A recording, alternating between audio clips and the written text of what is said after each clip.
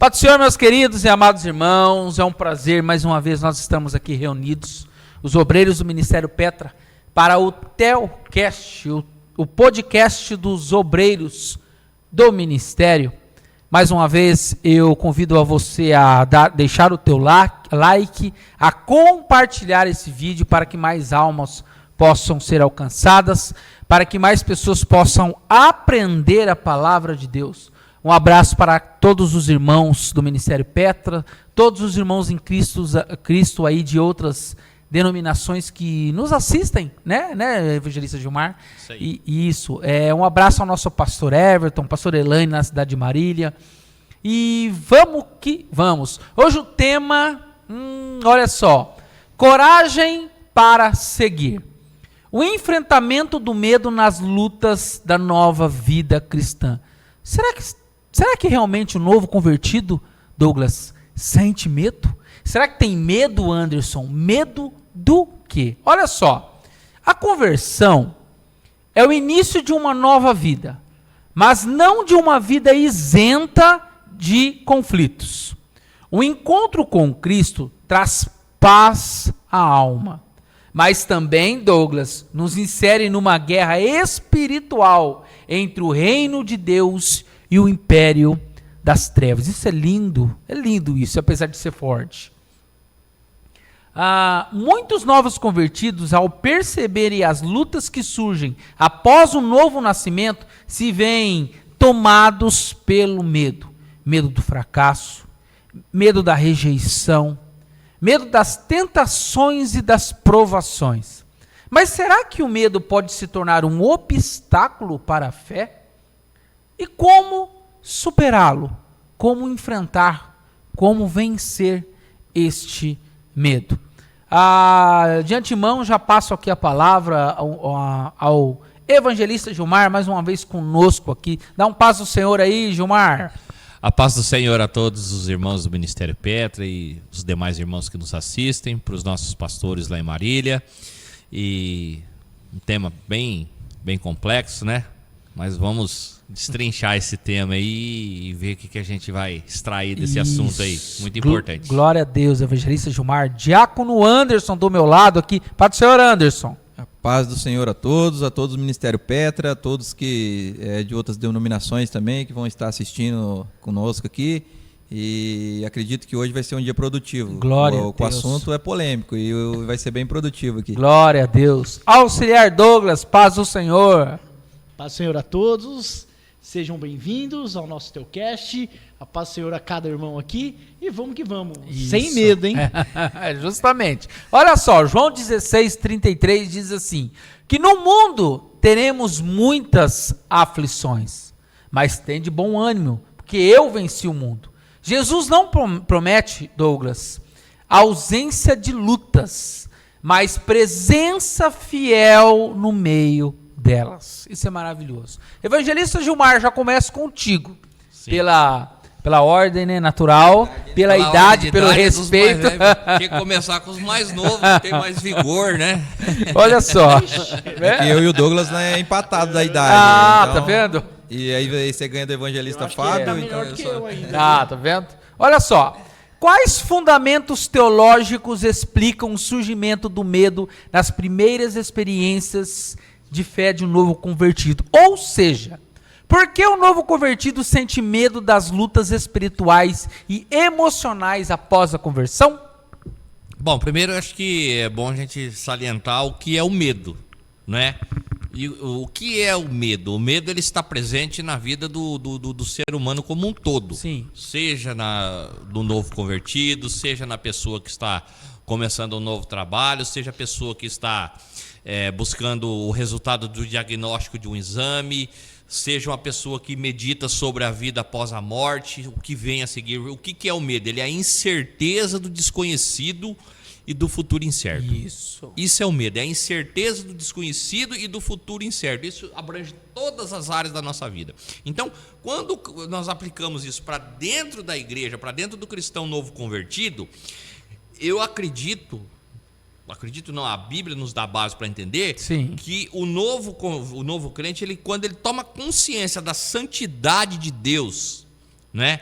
e da própria limitação humana, porque foi isso que os vários exemplos que os discípulos enfrentaram. Por exemplo, nós temos lá em Lucas, o capítulo 5, do versículo 8 ao 10, quando Pedro ele reconhece o poder de Cristo, ele teme, né? Os discípulos têm medo quando eles veem Jesus acalmando a tempestade. Isso. Os discípulos temem quando veem Jesus andando sobre as águas. O medo da santidade, do poder de Deus. Sim, né? Então isso causa um impacto na vida do cristão. E a incerteza das coisas que ele vai enfrentar no futuro. Porque ele está deixando uma vida toda para trás e está mergulhando no desconhecido. Isso. Né? Eu não posso falar com muita propriedade, porque faz muito tempo que eu sou crente. Mas toda pessoa, quando ela começa a servir a Cristo, ele pensa, e agora, o que vem a seguir? Eu vou aprender, eu vou conseguir ser como o pastor, ele olha alguém que ele se espelha ali, eu vou conseguir ser como o diácono Anderson ali, que fala bem, que prega bem, como Douglas, que é animado. Então, a pessoa tem toda uma barreira do desconhecido para ela enfrentar pela frente. É isso aí, é isso, Douglas. O Gilmar, ele sempre toma minhas palavras. Não pode começar com o Gilmar. Então o próximo vamos inverter. Eu ensaio aqui, eu fico, nossa, eu vou falar isso, eu vou falar aquilo. Quando eu vou falar, o Gilmar fala tudo. Não, continua com ele. Não, mas é justamente isso que o Gilmar disse. O que acontece com o novo convertido? Ele está vindo de um mundo desconhecido, do mundo conhecido. Ele vem de um mundo que ele viveu desde que ele nasceu. Isso. Agora ele está entrando num mundo desconhecido. Muitas vezes é isso que você está dizendo. Ele não entende o que é nem o que é o pecado. Sim. Práticas que ele fazia antes, que para ele era normal, hoje justamente. É o desconhecido, é o medo. Aí a cobrança da igreja, a Bíblia que vem falando que é o pecado, isso, coisas que ele via e vivia no passado. E aí vem o medo. Poxa, será que eu não vou errar lá na frente? Será que aquilo que eu fazia vai me dar vontade lá na frente? Isso. Então, o medo eu acho que tem, mas aí a gente tem que ter o quê? Sempre espelhar na Bíblia. Isso. Que a Bíblia é o que vai nos fortalecer, vai fazer nos crescer, vai dar... Vamos dizer assim, o tutano para a gente é a Bíblia. É o que vai nos dar o calço ali para que nós sejamos fortes e conseguimos vencer o medo. Amém. Anderson, Diácono Anderson. Igual o nosso auxiliar Douglas comentou aqui, pegar o gancho do Gilmar ali, da fala dele. É uma coisa nova, né, na vida da pessoa. Então a pessoa ela não tem... Ela tem no mundo, ela estava no mundo, de repente ela se vê dentro da igreja. Aí o que acontece? Aí vem aquele baque, né? Agora sou cristão. Só que o medo, o que acontece? Essa parte, vai ter o medo, ela vai continuar com o medo humano e vai ter o medo espiritual, né? Vai chegar essa parte do medo espiritual, porque ela é nova convertida. Então aí cria-se coisas na cabeça da pessoa, porque ela continua com os medos, né? Que o medo do ser humano é o que? É trabalho, né? Coisas da família. Aí de repente você está no mundo espiritual, que você não, quando você está no mundo lá fora, você não tem a parte espiritual. Isso. E de repente você chega aqui na igreja, aí você começa a participar de uma nova experiência, né? Isso. Totalmente diferente daquilo que a gente está acostumado. Inserido nessa guerra, né? Do bem contra o mal. Tem um ditado que diz, né? O novo causa medo, né? Isso. Sim. Sempre que é uma mudança causa medo. Tudo que é novidade causa expectativa. Né? Às vezes não é só medo, expectativa a gente cria às vezes a gente cria falsas expectativas a respeito das coisas. Isso, aí só fazendo um adendo do que eu falei no começo, que o medo no contexto do início da fé, ele não é sinal de falta de fé. Né? Só esse adendo. Amém. É só o início do processo do amadurecimento espiritual da pessoa. Sim. Então chega nessa parte espiritual, a pessoa ela fica meio travada, porque é tudo novo, né? É experiência. Então ela vai ter que ter experiências nesse sentido para ela poder. Porque chega, igual o evangelista Gilmar falou ali, quando você chega para perto de Cristo, as coisas se abrem, as coisas. Começa a ver as coisas que você fazia normais. Você começa a ver que tinha pecado naquilo, aí tem a transparência, você começa a entender que tem o temor, o medo com o temor, então cria uma confusão na cabeça da pessoa. Sim. Então a pessoa tem que estar criando raízes, né? Criando experiências para esses medos iniciais, ela está conseguindo combater isso. Vocês sabem que quando eu me converti, eu aceitei Jesus, No culto que eu aceitei Jesus, que eu senti no coração fortemente, levantei minha mão, fui levado até lá na frente, e o saudoso pastor Paulo veio orar por mim, e eu lembro que ele orou por mim de forma maravilhosa. Ali eu me derramei em lágrimas. Eu lembro que no final da oração ele me disse assim: força, varão, que agora você vai ver coisas que você não queria ver, você vai enfrentar dificuldades que você não queria enfrentar. Me disse isso. Ou seja, olha, naquele momento o pastor já jogou um balde de água fria em cima de mim, de medo. Mas Anderson, na mesma hora que ele me disse essas palavras, que eu senti medo, mas aquilo me fortaleceu de uma forma, evangelista Gilmar. E eu achei interessante. Hoje eu consigo entender o que ele me disse naquele momento.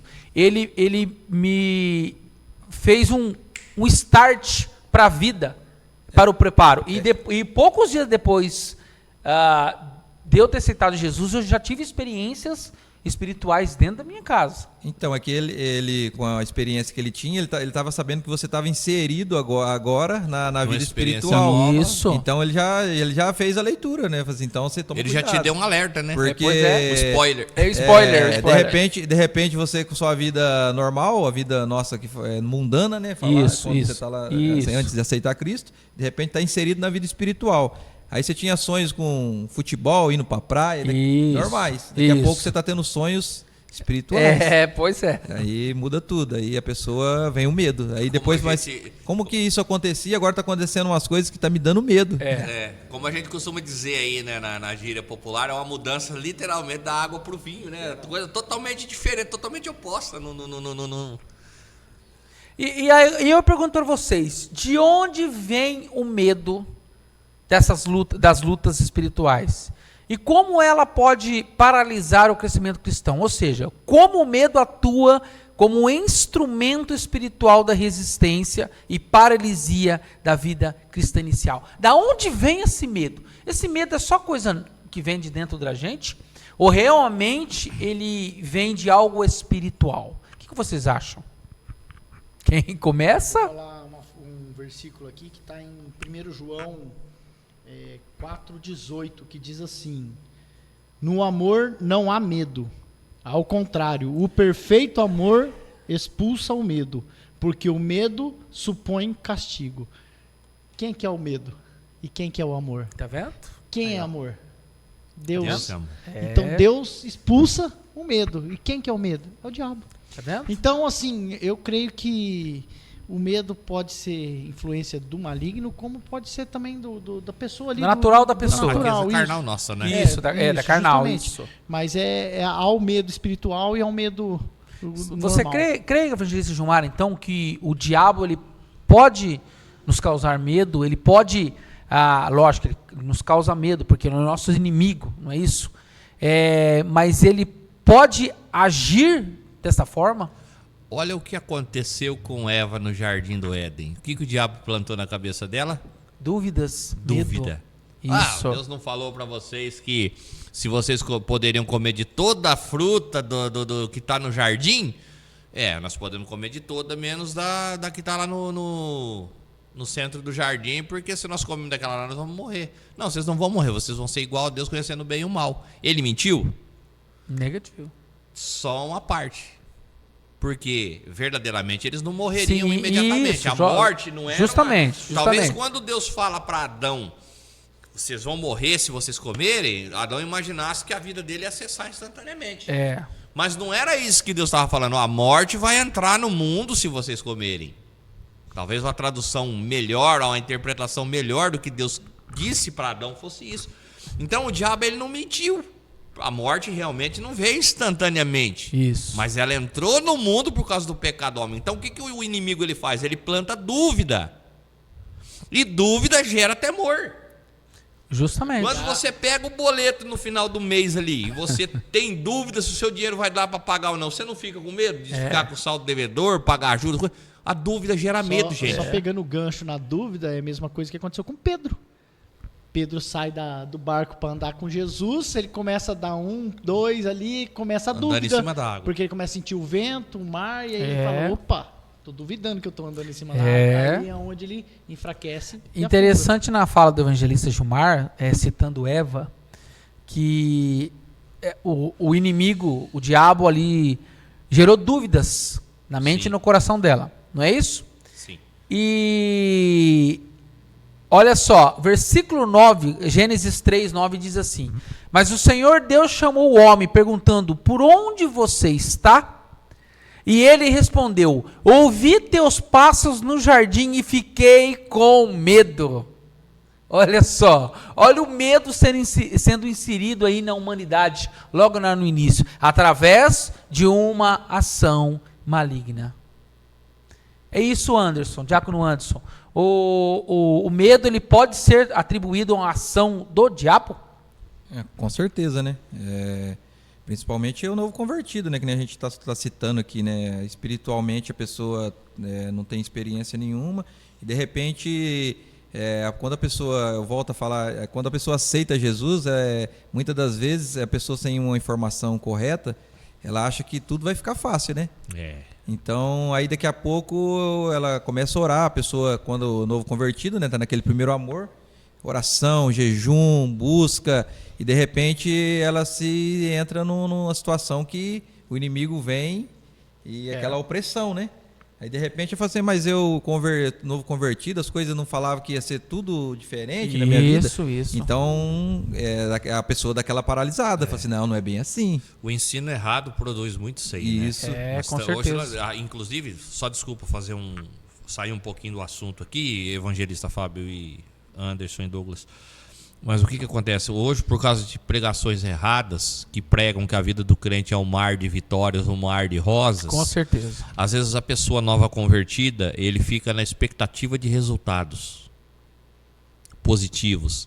E muitas vezes esses resultados não vêm, porque às vezes o resultado que a pessoa está buscando em Deus não depende de Deus, depende do esforço dela, depende da dedicação dela, depende da conduta dela, coisa que ela saberia se ela tivesse um ensino sadio, e aí ela não alcança aquelas expectativas, ela não supre aquelas expectativas que ela estava tendo ali devido às pregações errôneas que ela ouviu, e a teologia da prosperidade ela contribui muito para isso, e aí a frustração traz medo para a pessoa. Porque a frustração também traz medo. Porque daí ela teme, será que eu estou orando errado? Será que eu estou fazendo alguma coisa que eu não estou sendo merecedora? Será que, né? Então, tudo isso. E o inimigo, ele usa o medo para nos desvirtuar do caminho. Vocês podem ter certeza. Quem que já não ouviu uma fala assim de uma pessoa que talvez está desviada, está parada, né? Ela vai falar assim, mas eu fui para a igreja e piorou. Tava melhor no mundo do que na igreja. Então, quer dizer, isso aí é essa paralisia que o inimigo faz, né? A opressão que ele faz ali, ele paralisa a pessoa nesse sentido, porque a pessoa não tem experiência nenhuma, daqui a pouco ela conseguia resolver seus problemas do seu jeito, né? Porque ela não tinha uma vida espiritual. Então, usava qualquer método que pudesse para resolver ela conseguia resolver do jeito dela. Não aprovados por Deus, digamos assim. Aí, de repente, ela tá nessa busca, igual eu falei, fazendo tudo como tá ali no Disney, que tem que fazer tudo certo, ela tá fazendo, buscando, orando, jejuando, e de repente, mesmo assim, as coisas travam. Porque talvez Deus quer fazer várias coisas sentido, né? Quer provar, quer dar crescimento, quer várias coisas. Aí a pessoa não entende, e a pessoa paralisa. E é o perigo, hein? Que essa paralisia, se não for bem tratada e curada, leva a pessoa à morte. Não é isso? Olha o exemplo de Pedro, quando ele sentiu a frustração, ali, de que ele não tinha esse poder de andar sobre as águas, não é isso? Ele olhou para tudo aquilo e começou a afundar. Ele duvidou, né? Não é isso? Ele duvidou. E se Jesus não estende a mão para ajudar ele, evangelista Gilmar, Pedro ia morrer. Não é isso? Então, se essa frustração e esse medo não for tratado e cuidado, leva a pessoa à morte. Não somente física, ou tão somente física, mas espiritual. Não é isso? É uma ação demoníaca sobre aquela pessoa. E aí, pode falar, Anderson. Não cortando o assunto, e o trabalho do Satanás, ele usa tanto isso, que a pessoa, ela estava fazendo um jejum, ela estava fazendo oração, busca, e de repente ela paralisa, né? Naquele momento ela paralisa e daqui a pouco ela começou a perder esses momentos. Esse hábito, né? Esse hábito. Aí daqui a pouco as coisas começam a dar uma melhorada. Isso. O inimigo, ele tem a estratégia dele, aí ele solta a corda. Aí onde a pessoa vai, então não vou orar mais não, que eu tô orando, a busca trava. Por isso que a Bíblia diz que ele é astuto. Sim. Não é isso? Por isso que lá no livro de Judas, o arcanjo Miguel não ousou pronunciar a palavra de maldição. Justamente contra ele. Para você ver como, na verdade, e ali diz assim, que o Senhor o repreenda, né, lá em Judas. Para a gente, isso nos ensina que a gente tem que tomar cuidado com o nosso inimigo. Não brinque. Sim. E esse é o exemplo que eu tive, o testemunho pessoal que eu tive da minha conversão. Porque antes de eu me tornar crente, minha mãe era crente. Eu lembro que qualquer coisinha minha mãe falava para mim, eu falava assim, que diabo, mãe? Que Satanás, mãe? Se aparecer na minha frente, eu dou um chute nele. Né? Eu bato nele, eu só vou acreditar se ele aparecer na minha frente. Pois, nas primeiras semanas da minha conversão, eu tive uma visão disso dentro do meu quarto. Foi justamente aquilo que o pastor me disse na minha conversão e a experiência que eu tive dentro do meu quarto. Do inimigo estar sentado perto de mim, numa poltrona que eu tinha dentro do meu quarto, me observando. Como se ele estivesse olhando para mim, nessa distância, Gilmar. Ele sentado de perna cruzada, de terno, ele olhava para mim, sorrindo, como se ele dissesse assim, eu existo. Eu estou aqui. E tu virou crente? Que fim levou aquela poltrona, Fábio? Você queimou ela depois. Mas eu dei o fim nela Depois que ele sentou lá, o Fábio queimou ela. Nunca mais. Isso. Eu tive umas experiências assim, uma época de busca, começando querer entender mais essa parte espiritual, buscando mais, sabe? Minhas orações, jejuando. Então, que chegou um momento que ele, para mim, não apareceu como para o Fábio, materializado, mas em opressão, em sonhos, sendo sufocado ali, sabe? À noite, a Jéssica mesmo chegou a acordar assim comigo ali, e ela falou, o que está acontecendo? E eu repreendendo, teve uma noite que foi tão forte isso, que foi uma luta tão grande, eu repreendendo, e de repente eu senti que apertou minha perna.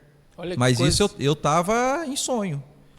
E vai aquela luta, e de repente eu acordo. E nisso que eu acordo, minha perna está doendo. Olha que coisa, olha que experiência. E eu com a Jéssica ali no quarto, eu comentando com ela, falei assim, Jéssica, eu senti alguém apertando a minha perna. Eu senti, e eu estava no embate ali, repreendendo. São lutas, né? E então isso... se você pegar um novo convertido, eu já tinha um tempo já de conversão, mas você pegar um novo convertido com a experiência dessa, abala. Será que ele paralisa? Pois é. Eu com meses de convertido, estava nesse mesmo propósito, meses de convertido, buscando muito que eu me converti, eu fui muito, como é que eu vou dizer assim, quando eu me converti, eu fui com muita sede no pote. Foi com os dois pés. Foi com os dois pés. Eu entrei entrando, cheguei chegando mesmo. Eu queria aquela buscando dons espirituais e tudo. E eu comecei a orar muito pela conversão dos meus vizinhos na época, eu me lembro bem disso. E eu estava dormindo uma noite e eu tive a paralisia do sono mesmo. Alguma coisa subiu em cima de mim e estava me asfixiando. Olha.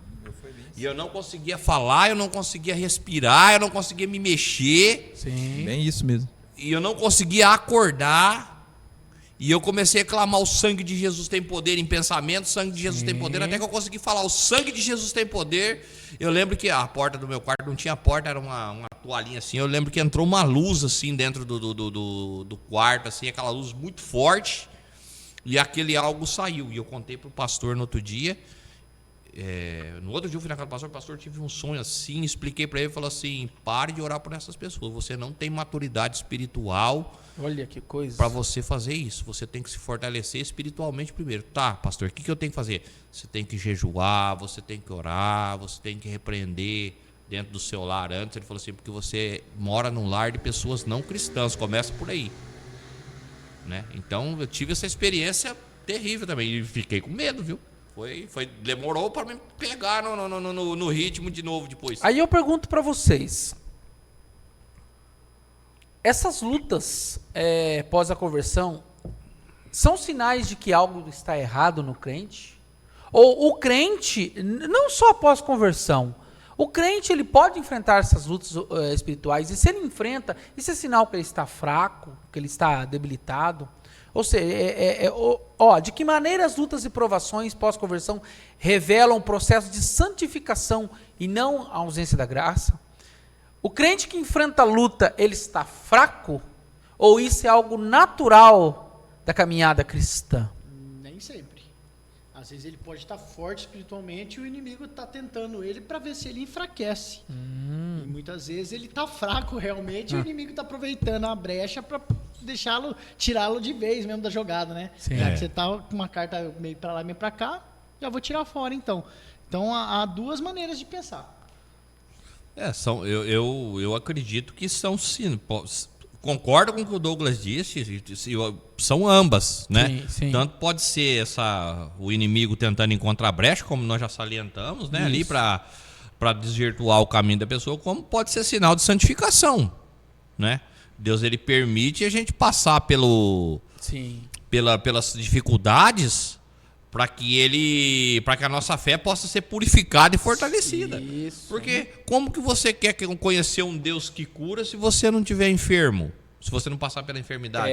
Como você não quer conhecer um Deus de providência se você não passar pela necessidade? Isso. Um Deus que abre portas se você não tiver com as portas fechadas para você? Justamente. Né? Então, muitas vezes, o fruto da nossa oração é passar pela prova, para que a nossa fé seja realmente fortalecida. Sim, ter fé. Instrumento de santificação. Instrumento de santificação. Você ficar santo, bonzinho, com tudo certinho, com a dispensa cheia, com a conta no banco no positivo, sem boleto chegando em casa, sem ninguém doente na família. É fácil demais, sem né? ninguém te perturbando. Meu Deus, é fácil. Agora, você passar por isso, você fazer tudo isso aí, você trabalhando com dor, às vezes, quando tem trabalho, sofrendo afronta no trabalho. Se manter santo assim com oposição, aí é que é o grau do negócio, né? É verdade mesmo. É isso, Anderson? O que você acha? A verdade é isso aí mesmo, porque a pessoa quando ela já não está na igreja mais, aí as coisas mudam, né? Tipo, porque vem as lutas do erro, né? Do pecado, mas a pessoa já se afastou da igreja. Sim. E eu acredito que essas lutas, quando a pessoa está na igreja, é sempre para crescer. Sempre para crescer. Eu anotei aqui, as lutas não provam a falta de graça, provam a obra da graça. Aí eu anotei algumas coisas. A disciplina, disciplina para formar caráter, o fogo que revela a autenticidade da fé, a batalha de evidências, nova natureza, rompimento do pecado. Então, tudo isso após a conversão da pessoa, que vem essas lutas e a pessoa começa Nós pegamos como exemplo Paulo, né? Olha o que Paulo enfrentou, né? Açoites, doenças, fome, naufrágios, e nem por isso Paulo estava fraco na fé. E nós temos muitas vezes o costume de dizer assim: fulano lá está passando por isso porque está fraco, está em pecado, não é isso, Gil? E não é. Ouvi isso aí quando estava para me casar, que eu estava com as portas fechadas, passando dificuldade, todo mundo falava que era pecado, e não era, gente, Deus estava me provando. Então, Jó, apesar que Jó já tinha uma maturidade até boa já, mas Jó passou por isso, né? Passou, e Jó se questionou bastante, embora ele não pecou e nem atribuiu a Deus pecado culpa Sim. pelas coisas que ele estava passando, ele questionou muito a situação dele, né? A ponto, gente, que Jó amaldiçoou o dia que nasceu. Sim. Então a gente vê que não foi fácil a situação dele, e ainda teve pessoas que o cercaram e inquiriram de que ele tinha feito alguma coisa para estar passando aquilo. Olha só o que diz 1 Pedro, versículo 1, 6, no capítulo 1, versículo 6 e 7. Nisso exultais, embora no presente, por breve tempo, se necessário, sejais contristados por várias provações, para que, uma vez confirmado o valor da vossa fé, muito mais preciosa do que ouro perecível, mesmo apurado por fogo, redunde em louvor, glória e honra na revelação de Jesus Cristo. O que ele está dizendo aqui?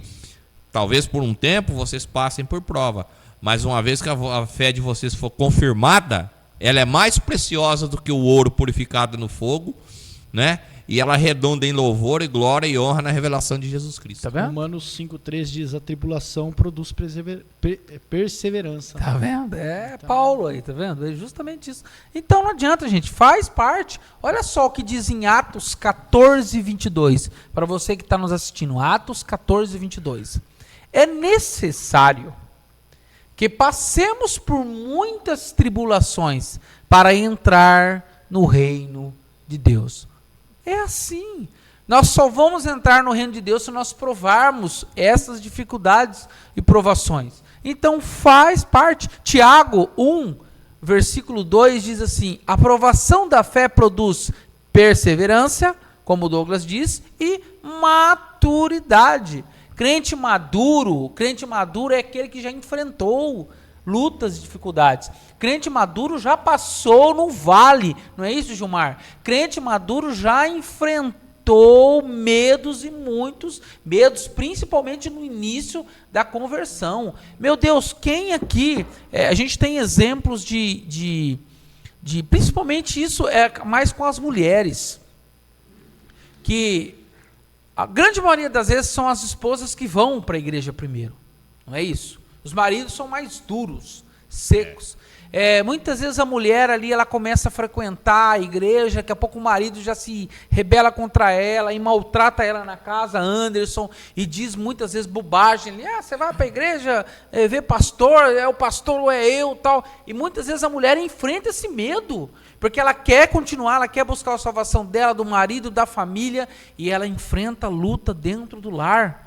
Não é isso? É esse medo, essa aprovação. Só que lá na frente Deus transforma o marido, Deus transforma o filho, e ela vence esse medo e essa luta, essa dificuldade. E aí sim ela cria raiz. Não é? É o crente maduro, o crente de raiz. Por quê? Porque teve que enfrentar tudo isso. E então, a luta, evangelista Gilmar, não é falta de fé, e sim um momento onde Deus nos prova, para que possamos nos tornar crentes melhores e mais fortes. É isso? Olha só.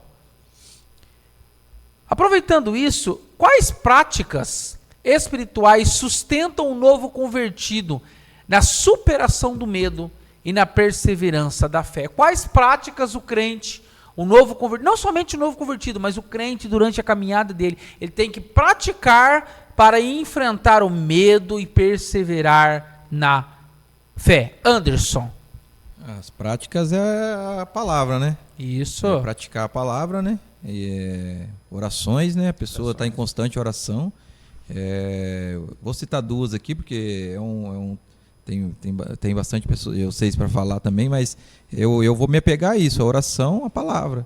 Porque quando você está lendo a palavra, você está aprendendo, né? Isso. E todo momento que você está aprendendo, você está se municiando para você lutar, né? Você aprende, a gente vem para a igreja para quê? Para aprender.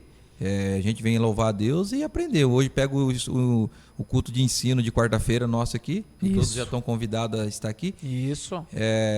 A gente aprende, né? Eu sempre falo isso, a gente tem que estar atento nos momentos da palavra, porque você está pegando munição. É a munição para você lutar. Então a pessoa tem que se apegar à palavra e oração a todo momento, né? Isso vai facilitar os momentos da pessoa ruim. É isso, auxiliar Douglas? Sim, é tudo que venha de Deus, né? Leitura da palavra, como o Anderson comentou, o louvor, ouvir muito hino também, mas não hinos hinos que refletem a Cristo, principalmente a confiança em Deus. Eu acho que a confiança em Deus ela tem que ser estabelecida sempre, porque às vezes qualquer lutinha a pessoa já desanima e já não confia em Deus. Deus tem que ter a confiança a todo momento. E o salmista diz: busquei ao Senhor e Ele me respondeu, livrou-me de todos os meus temores. Tá vendo? Salmos 34:4. Então, acho que Deus tem que ser acima de tudo. Então, mas por isso você vê, por isso que, né, a palavra é importante, né? Você vai conversar com a pessoa, tá toda desanimada, e fala, versículo tal, fala assim, Deus fala assim. a pessoa, o semblante da pessoa já muda, né?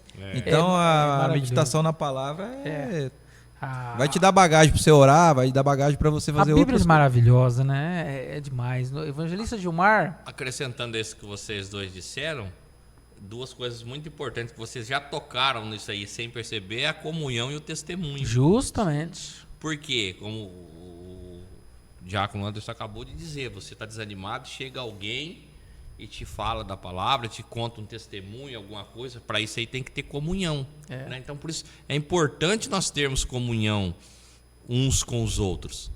Amém? Ter esse diálogo para trocar experiências. Então, eu acrescento a leitura da palavra, a oração, a comunhão e o testemunho. Tudo isso fortalece, porque, eu tô com um problema. Aí o Anderson vem, não, irmão Gilmar, mas eu já passei por isso aí é assim, isso aí é fase, isso aí é espiritual, isso aí é da idade, troca de experiência, de conversa, né? No gancho, então, aqui com o Gilmar, nós estávamos fazendo justamente isso antes do culto. Nós estávamos aqui em comunhão, antes de começar o Telcast, dando um conselho um para o outro, que cada um de nós tem nossos problemas também. Nós aqui também precisamos muitas vezes desabafar com alguém, e a gente aqui dando conselho para o outro. É justamente isso. Compartilhar. Às vezes você compartilha as suas lutas, as suas experiências, o outro toma isso aí como... Porque às vezes a pessoa acha que, como nós dissemos no começo, que a vida de ser cristão é um negócio maravilhoso, tudo, e a gente acha que é só a gente que passa dificuldade. Poxa, eu estou passando a vida do Diácono Anderson é tão certinha, a vida do Douglas é tão certinha, do Fábio é tão certinha, e eu tô aqui passando pelo vale. Não, a hora que você sentar para conversar e um começa a comentar, não, eu também passo problema, não, eu também enfrento dificuldade, eu também... Então você entende que você não é o coitadinho da história, a única vítima, não, que as pessoas enfrentam dificuldade do dia a dia. E como que vocês vencem? Né? Então essa troca de experiência é sensacional. Pega um exemplo ali que está escrito lá em Atos 2:42, que diz assim que os novos convertidos ali, eles perseveravam na doutrina, ou seja, no ensinamento, né? A comunhão, foi o que o evangelista Gilmar diz, não é isso? As orações. As orações e o partir do pão. Então, isso que é importante, né? O crescimento na palavra, não é isso? A comunhão entre os irmãos. Aí, falando em comunhão, eu já faço a outra pergunta, que é: qual a responsabilidade da igreja? Como a igreja pode ajudar o novo convertido a superar o medo e a amadurecer na fé? Evangelista Gilmar. A responsabilidade começa pelo pastor, não é? O pastor, ele tem que... Ele não pode ser um pastor só de pregação, ele tem que ser um pastor que convive com as suas ovelhas, porque ele é o responsável por tirar ali os carrapichos, olhar se tem machucado, colocar ali o unguento, né? E os irmãos mais velhos na fé, através de experiência, através de testemunhos, através de tudo isso que nós falamos. Então, a igreja, ela tem responsabilidade uns com os outros. Nós temos responsabilidade uns para com os outros. Por isso que nós temos a questão da vigilância acerca do mau testemunho de muitos irmãos. Às vezes as pessoas vêm para a igreja, fica anos na igreja, vive como vivia a vida lá fora, está dando um péssimo exemplo para quem está começando, não é? Então, eu acho que tudo isso, e Efésios, capítulo 4, os versículos 11 a 13, vão dizer que os ministérios existem para o aperfeiçoamento dos santos, a responsabilidade da igreja. É isso aí. Gálatas 6:2 vai dizer, levai as cargas uns dos outros. Isso, Hebreus justamente. 4, versículo 15 e 16, Cristo se compadece das nossas fraquezas. A igreja, ela tem uma responsabilidade na fé e no crescimento espiritual dos irmãos e ajudar nesse momento de medo. Peraí, meu irmão, às vezes não é nem oração as coisas que você precisa, às vezes você precisa de um abraço e uma palavra assim, você não está sozinho, a igreja está aqui com você para passar por esse vale, nós vamos orar, nós vamos... Um exemplo disso é Barnabé, que encorajou Paulo, né, e os discípulos, sendo instrumento de consolação em Atos 9:27. Se a gente pegar lá, a gente vai ver sobre isso. É isso. Vai, Douglas, continua. Aproveita, não, aproveita porque, o teu... Assim, justamente, a gente tem que compartilhar, levar a carga uns dos outros. E aqui eu citei o exemplo de Barnabé, que ele vai e encoraja Paulo, quando Paulo também tá meio, né? Você vê, encorajou Paulo, hein? Então, Paulo também precisou ser encorajado. Tá vendo? Né? Justamente, Paulo que foi firme sempre, precisou também de alguém que encorajamento. Escutasse o... Vamos, continua, tá firme, é isso aí. Então a gente precisa sempre de alguém nos apoiando, como umas amuletas, né? Por isso que a Bíblia diz que é melhor serem dois do que um no caminho, né? Porque se um cair, o outro levanta. Porque às vezes a gente vai ter momento que a gente vai dar essa... Foi Josué, né, que tá com os braços erguidos e precisa... Moisés, né, que tá com os braços erguidos. E Josué e Caleb, né? Josué e Caleb seguram os braços dele e apoiam ele para que o povo continuasse vencendo a batalha. Isso aí. Exatamente. Então sempre a gente tem que ter alguém que nos apoie, pra nos ajudar, que nos ajude né? na caminhada, que nos dê conselho, como o Gilmar disse, muito bem dito, os mais velhos. Nós temos o Marinho, né? O pastor também citou no domingo. O irmão Marinho ali, o Amaro. Com certeza. É ali quietinho, mas se você for conversar com ele, eu amo conversar com o Diácono Marinho, porque ele fala umas coisas assim que... Experiência, né? Experiência da vida, experiência da caminhada. Compartilhar isso. Ele tem um algo assim que é o devocional diário dele, que todo dia ele lê a Bíblia, ele ora, o período de oração dele, e a gente na correria, muitas vezes a gente não consegue ter essa vida de oração, de todos os dias orar, todos os dias ler a Bíblia, embora a gente lê, a gente estuda, tá lá no serviço, tem um tempinho, você tá lendo, você tá preparando alguma coisa, alguma mensagem, mas não é aquele devocional de você ler para se alimentar muitas vezes, de você orar para buscar para si, a gente ora muito pelos outros. Poxa vida, eu tô lembrando aqui, ó, o Anderson pediu oração porque o menino lá machucou tal. Eu vou orar aqui, às vezes tá ali, tá orando, e às vezes por você não ora, não tem essa parte devocional. E os mais velhos, às vezes eles vão passar essa experiência pra gente, né? Lá em Hebreus 10, 24 diz assim, ó: e consideremo-nos uns aos outros para incentivar-nos ao amor e às boas obras. É isso aí, justamente. E no versículo seguinte diz assim: não deixemos de nos reunir como igreja, como é o costume de alguns. Paulo diz isso, né? Acredito que é Paulo que escreveu Hebreus, né? Porque não tem o autor. Isso, justamente. Mas justamente, continua dizendo assim: mas encorajemo-nos uns aos outros, ainda mais quando vocês veem que se aproxima o grande dia. Então, é justamente isso. É nos reunirmos como igreja e nos encorajar a ajudar uns aos outros. Anderson. Isso entra um pouco... O nosso pastor, ele faz bem isso, né? Sim. Porque você ensinar a doutrina, né? A palavra de Deus não é só você dar uma Bíblia para o irmão, um novo convertido, você dá uma Bíblia para ele e fala assim, chega o couro aí. Não mas você tem que dar os caminhos, né? A responsabilidade da igreja é ensinar, né? Você pesquisar, ensinar você ter o verdadeiro entendimento da palavra, porque se você lê como um livro e não tem o entendimento certinho, você vai travar, né? Você vai voltar lá atrás e vai paralisar, né? Você vai ficar paralisado. Quando a igreja se preocupa com isso, ela entende que a responsabilidade dela, o ensinamento da palavra, isso vai ajudar muito a pessoa a passar por esses momentos difíceis. O já falou também do nosso meu tio Amário, né? Nosso diácono Amário, o interceder, né? A igreja, a responsabilidade da igreja interceder. Com certeza. É o que ele faz, né? Talvez ele não faz para ele mesmo, às vezes, mas eu sei que ele intercede pelas pessoas. Com certeza. Só fazer um adendo aqui, gente. Nós estamos numa época que as pessoas estão se eximindo muito da responsabilidade como corpo de Cristo. Vocês falaram de corpo, eu estou lembrando aqui o evangelista Fábio falando sobre a questão da igreja congregar. Gente, vocês já viram um corpo funcionando se os membros estiverem desligados uns dos outros? Não tem que estar o tronco, impossível, cabeça, né? Impossível. Impossível. Então a igreja ela tem que pensar que nós temos que estar intercedendo uns pelos outros, ajudando uns. Talvez ali em Hebreus, quando fala que nós... É Hebreus ou Efésios? Que fala que nós devemos levar as cargas uns dos outros. Isso. Nós devemos... Gálatas. Gálatas. Nós devemos levar... Aqui, Gálatas 6:2. Nós devemos levar as cargas uns dos outros. O que está querendo dizer aqui? Nós devemos compartilhar a oração uns pelos outros, cuidado uns pelos outros. O que está acontecendo hoje é que as pessoas estão deixando tudo por conta do pastor, da liderança da igreja. Não, é o pastor que tem que cuidar. Não, é o pastor. Gente, o corpo não é só a cabeça. É. O corpo, ele funciona como um todo. A gente tem que, às vezes, cuidar um do outro. Quando você vai levar uma paulada no negócio, você não coloca os braços na frente para defender o seu rosto ali, sua cara. Isso. Não é assim que funciona? É. Ou vai cair alguma coisa assim de você não a reação natural, a né? reação natural do corpo. A igreja não é o corpo. Isso. Às vezes um tem que proteger o outro, tem que ajudar a defender o outro. Isso aí, tá certo. Espiritualmente, né? Uma das responsabilidades da igreja é também não julgar a pessoa, né?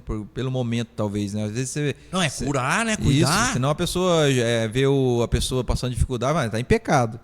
Então você julga a pessoa e você não ajuda ela a seguir e passar por aquele momento, né? Ao contrário, você desanima a pessoa. Isso. Ao invés de ir lá perguntar, escuta, irmão, o que está acontecendo?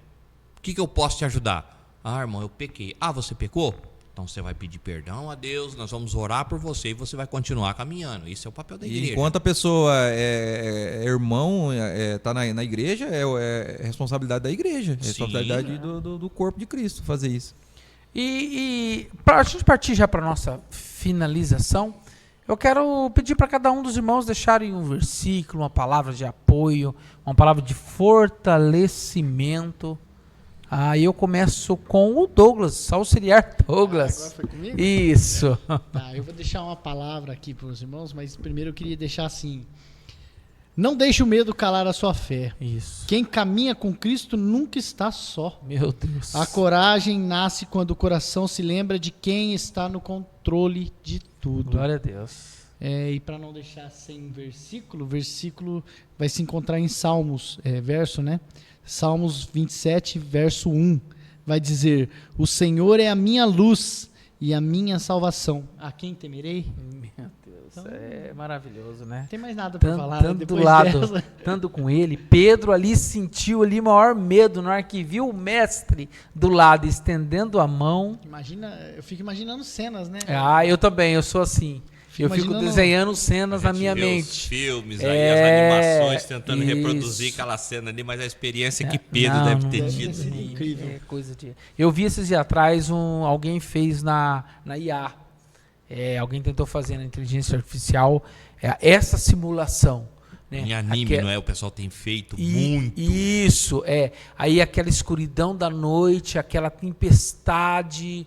E aí Pedro descendo, tentando andar e começa a afundar e Jesus vem e estende. É algo mesmo que a gente imaginando que não foi daquele jeito, ou enfim, a inteligência artificial alguém pediu para ela fazer, mas eu vi aquilo, eu fiquei maravilhoso. Maravilhoso, é justamente isso. Esses dias eu tava lendo, eu até chorei. Assim, chorar, que a gente diz, é escorrer lágrimas, isso, emoção. Eu tava imaginando, até acho que teve um culto que eu acabei comentando com o senhor ali, Jesus, quando ele tá pregando para a multidão, e aí ele, fugindo um pouco do tema, e ele pede o barco de Pedro para subir no barco de Pedro para pregar para a multidão. Você parou para imaginar o Todo-Poderoso subir no seu barco, para usar o seu barco como instrumento de eu comecei, saiu lágrima do meu olho, porque eu falei, rapaz, como a gente é mesquinho, rapaz. E às vezes Jesus usa, né? Que coisa maravilhosa. Barco, né? Sobe em cima do barco para poder transmitir a palavra. Então, são coisas assim... Coisa de louco. Só imaginando. Só quem viveu aquilo ali que vai saber o que foi aquele momento. Porque a gente... Para pensar, é coisa de louco. E eu sou um louco desses. Nossa. Amém, Anderson, tuas palavras. Eu anotei aqui, a coragem cristã não é a ausência de medo, é a confiança na presença de Deus. Eu vou deixar um versículo aqui Glória que se encontra em Josué 1:9. Não te mandei eu, esforça-te e tenha bom ânimo, não temas, nem te espantes, porque o Senhor teu Deus é contigo e por onde quer que andares. Glória a Deus. Amém. Amém. Evangelista Gilmar, com as suas palavras. Quase minhas. Quando a fé é nutrida pela palavra, sustentada pela oração e fortalecida pela comunhão, o medo perde o poder. Meu Deus. E a graça de Deus se torna plena na vida do cristão. Romanos 8,15 diz assim: porque não recebestes o espírito de escravidão para outra vez estardes em temor, mas recebestes o espírito de adoção, pelo qual clamamos, Abba, Pai. Glória a Deus. O evangelho não é a ausência de guerra, mas a certeza de vitória. O medo pode até visitar o coração do crente, mas não precisa morar nele. O medo das lutas, o medo das lutas é inevitável, mas não invencível. E para dizer que está escrito lá em Mateus 28:20, que o próprio Senhor diz que eis que estou convosco todos os dias, até a consumação dos séculos. Amém? Glória a Deus, aleluia. Que Deus abençoe a tua vida. Se você está enfrentando alguma luta, alguma dificuldade, entenda que você não é o único, não foi o primeiro, não será o último. Talvez essa luta que você está enfrentando já não é a primeira e não será a última, não é isso? A luta, o medo, porque isso faz parte da caminhada cristã. Que o medo não possa levar você à morte, que esse é o perigo, a morte espiritual, ou chegar ao ponto até de atingir uma morte física, mas que o medo possa ser um instrumento de crescimento para você que está nos ouvindo nessa noite, que você possa ter experiências com o Espírito Santo, que Ele te fortalece, que Ele mora dentro de você e Ele caminha com você todos os momentos do teu dia. Amém? Que Deus abençoe a tua vida e que você possa fazer uma visita. Nossa, você não é membro da igreja. Nossos cultos são dia de quarta às 19h30, que esse é o culto de ensino. Às sexta-feira, 20 horas, a oração. E no domingo, nosso grande culto às 18 horas. Amém? Que Deus abençoe a tua vida. Ministério Petra, edificando vida sobre um fundamento inabalável. Deus te abençoe. Deus abençoe.